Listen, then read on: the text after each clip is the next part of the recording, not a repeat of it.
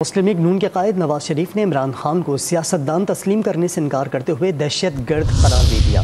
London میں media سے گفتگو میں سوال اٹھایا کہ پولیس پر پیٹرول بم سے حملہ کرنے کا کیا جواز تھا، سیاست میں سے دہشت گرد کی کوئی گنجائش نہیں۔ سابق وزیر اعظم نے حکومت سے مطالبہ کیا ہے کہ عمران خان کے خلاف سخت کارروائی کی جائے۔ حکومت نے جی آئی ٹی بنائی ہے جو اس سارے معاملے کی چھان بین کرے گی، انکوائری کرے گی اور اپنی رپورٹ پیش کرے گی۔ یہ بڑے سنگین واقعات ہیں۔ یہ ہیرا پھیری اور یہ بندہ تو پہلے ہی تھا، سب دنیا جانتی ہے، لیکن یہ دہشت گرد بھی تھا، اس کا کسی کو علم نہیں تھا۔